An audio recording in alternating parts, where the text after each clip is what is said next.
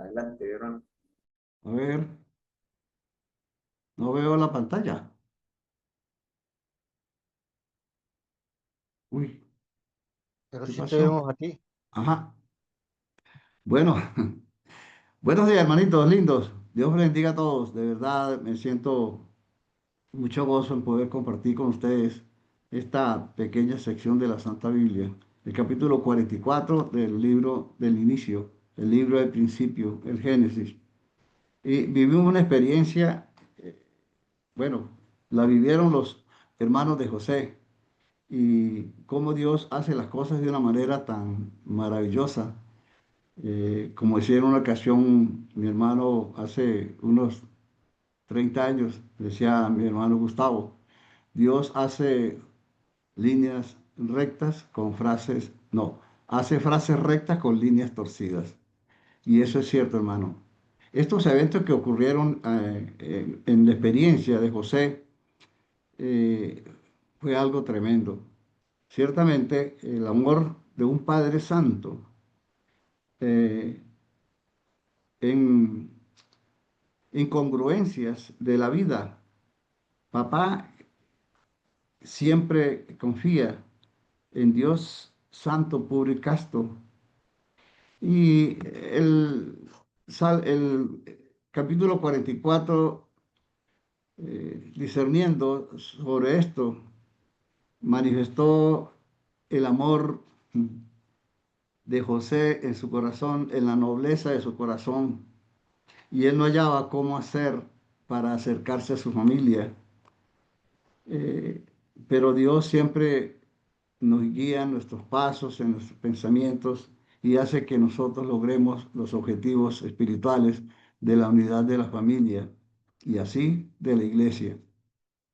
Cuando José manda al mayordomo de la casa diciendo, llena de alimentos los costales de estos varones, cuanto puedan llevar, o sea, hasta el tope, y pon el dinero de cada uno en la boca de su costal. No solamente les dio el alimento, sino que también les dio el dinero. Y pondrás mi copa, la copa de plata, en la boca del costal del menor, con el dinero de su trigo. Y él hizo como José lo mandó. Luego José había preparado la treta para, para lograr el objetivo de reunir su familia allí en Egipto. Tremendo. Cómo la mano de Dios se manifiesta, hermanos, en todo, en nosotros. Por eso no hay excusa para los que niegan la grandeza de Dios, Romanos capítulo 1, 18 al 20. Porque aún lo invisible de su poder se hace manifiesto por la creación de cosas invisibles, de modo que no tienen excusa. No hay excusa para decir no creo en Dios. Siempre manifiesta eso, hermano. Cuando ellos salen de al otro día, dice, habiendo ellos salido, el versículo 4, habiendo salido de la ciudad de la que aún no se habían alejado, estarían corta distancia, dijo José a su mayordomo, levántate y sigue a esos hombres, y cuando los alcances, dile, ¿por qué habéis vuelto mal por bien? ¿Por qué habéis robado la copa de plata? Y aquí se me ocurrió un proverbio popular que uno escucha por ahí. No hay bien que por mal no venga, ni mal que por bien no vaya. Proverbio que mi mamá decía. Dice el versículo 5, y no es esta en la que bebe mi Señor, por la que suele adivinar, habéis hecho mal en lo que hiciste. Bueno, tremendo. Cuando él los alcanzó, les dijo estas palabras. Y ellos respondieron, ¿por qué dice nuestro Señor tales cosas? Nunca tal hagan tus siervos. Ellos eran hombres de ley, hombres honestos, hijos de Israel, nada menos, hijos de Jacob. Y aunque conocemos la historia de la familia de Jacob, sus ascendientes, cómo manejaron la parte social de una manera que uno se queda asombrado, desde su mamá, su hermano Labán, todo, la situación con Raquel, con Lea, y todo esto. Pero allí había algo especial, hermano. eh, tenía allí en juego dos hijos de Israel que eran producto de su más íntimo y fiel amor, el amor de Raquel. Y Raquel le había dado esos dos hijos, José y Benjamín. Eso es el 35-24.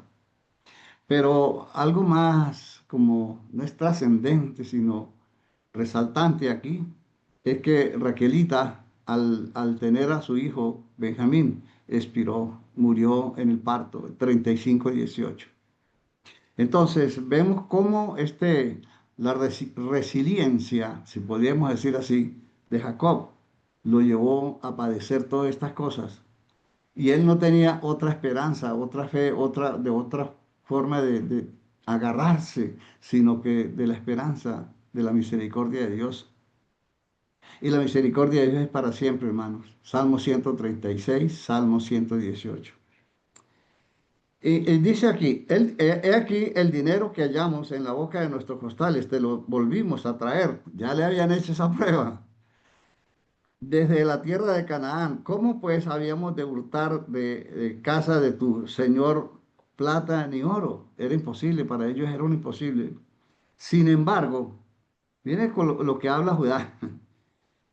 Aquel de sus siervos que fuere hallada la copa que muera, y aún nosotros seremos siervos de mi Señor. Ay, cuando lo descubrieron, abrieron el costal del niño Benjamincito, eh, Benoní, que traducido es Benjamín, eh, encontraron la copa. ¿Cómo quedaron los hermanos ahí? Nuestro hermano menor y mi papá está esperándonos allá en Canaán. Y si no vamos con el niño, se muere el viejo. Ya un hombre entrado en años, aún con la fortaleza de su fe, pero el cuerpo se va minando, aunque uno no quiere, hermanos. Dice el versículo 10, y dijo, también ahora sea conforme a vuestras palabras, aquel en quien sea hallado, hallare, será siervo, y vosotros seréis sin culpa, dijo el hombre que fue a consultarlo. O sea que José quería retener con él a Benjamín y que ellos se fueran a su casa. No dice la santa palabra, dice el versículo 18. Entonces Judá se acercó a él y le dijo, ay, Señor, te ruego que permitas que hable tu siervo una palabra a tu oído, al oído de mi Señor, y no se encienda tu enojo contra su siervo, pues tú eres como Faraón. No sabía que era José. José sí sabía, porque él los conocía desde el principio, pero es tremendo, hermano, encontrarse con la familia. Y muchos de nosotros nos hemos encontrado con nuestras familias después de años de estar distantes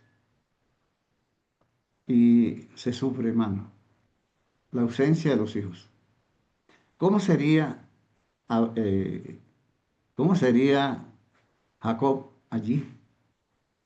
En la ausencia de sus dos hijos más queridos, fruto de su más grande y limpio amor, José y Benjamín. A José, en la hipótesis, lo había destruido un animal, se lo había comido a alguien, había desaparecido. Y ahora Benjamín, el menor, el amado, el, como dicen en los Andes, el cubo de la familia. Dice el 19, mi señor preguntó a sus siervos diciendo, ¿tienes padre o hermano? Y nosotros respondimos a mi señor, tenemos un padre anciano y un hermano joven, pequeño aún, pero el que le nació en su vejez, y un hermano suyo murió, y él solo quedó con los hijos de su madre, y su padre lo ama. Allí, igual como en el capítulo 42 versículo 13 que hablan los hermanos de José, le hablan esos términos a ese faraón, que ellos no sabían quién era. Él sí sabía.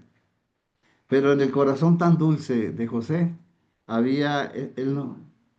Imaginemos nosotros, hermanos, cualquiera de ustedes, allí en el cuerpo, en el sentimiento y en las decisiones de José.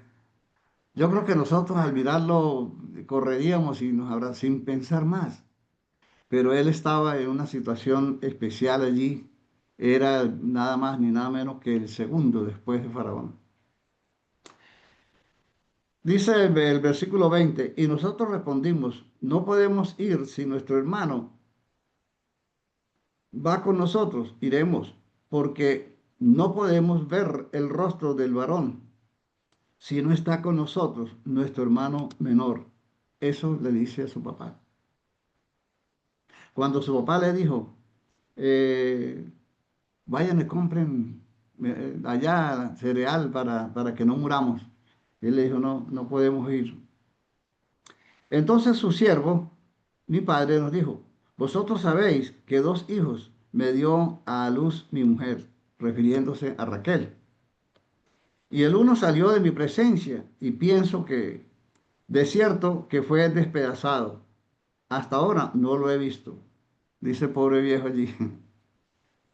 Y si tomás también a este de delante de mí y le aconteciere algún desastre, haréis descender mis canas con dolor al sepulcro, al Seol. Qué tremendo, hermano. ¿Cómo sería para estos varones, sobre todo para Rubén, el hecho de que su papá iba a morir por causa de la desaparición de José? Quizás nos ubicamos allí, hermano. Dice el versículo 31. Sucederá que cuando yo vea, perdón, 30. Ahora pues, cuando vuelva yo a tu siervo, mi padre, si el joven no va conmigo, como su vida está ligada a la vida de él, está hablando con el faraón, sucederá que cuando no vea al joven, morirá. Y tus siervos harán descender las canas de tu siervo, nuestro padre, con dolor al Seol. Ahí se conmovió, tremendo. Ahí se conmovió José. Como tu siervo salió como fiador, por fiador del joven con mi padre, diciendo, o sea, se comprometió. Si no te lo devuelvo, no te lo vuelvo a traer, entonces yo seré culpable ante mi padre para siempre. Te ruego, por tanto, que quede ahora tu siervo en lugar del joven, por siervo de mi señor, y que el joven vaya con sus hermanos. Él dijo, no, yo prefiero pagar la condena. Yo me quedo aquí, deja que el niño se vaya. Porque ¿cómo volveré yo a mi padre sin el joven? No podré, por no ver el mal que sobrevendrá a mi padre. Voy a reiterar el versículo 34. Porque ¿cómo volveré yo a mi padre sin el joven? No podré, por no ver él, por no ver el mal que sobrevendrá sobre mi padre. O sea, yo no puedo volver a Egipto sin Benjamín, porque no quiero ver el mal que va a causar esto a mi padre. En esta controversia, por eso, lo que escribía acá en principio, como inicio, dice el amor de un Padre Santo, incongruencias de la vida. Papá que siempre confía en Dios santo, puro y casto. Así es, hermano. Así nos prepara para el capítulo 45, que es un jardín, este capítulo 45, que esto lo dejamos al hermanito que va a dirigirnos mañana. Oremos, por favor. Señor Dios de la gloria, Padre celestial, bueno y amado. Nuevamente, Padre, nos atrevemos a mencionar su santo nombre, Señor. Y es para decirle, Padre, que le amamos, Señor. Ten misericordia de nosotros, Padre. Que haya un José, un reflejo de Cristo en nosotros para poder salvar, ayudar a enseñar el camino de salvación a muchas personas que están esperando este milagro de la salvación, Señor. Gente que no conocen tu plan, Señor. Bendíganos, Señor, que nosotros también seamos ese José con la autoridad de la palabra, que le indiquemos el camino de salvación a muchas gentes, Padre. Gracias, Señor, por estas experiencias que quedaron escritas en la Santa Biblia para aleccionarnos con respecto a nuestra vida cotidiana, Señor. Padre, bendíganos. Gracias, Señor, por la oportunidad que me has dado de compartir este mensaje con mis amados hermanos, con mi amada iglesia. Te lo pedimos, Señor. Pedimos tu bendición en el nombre glorioso de Jesucristo Santo. Amén. Gracias, hermanos.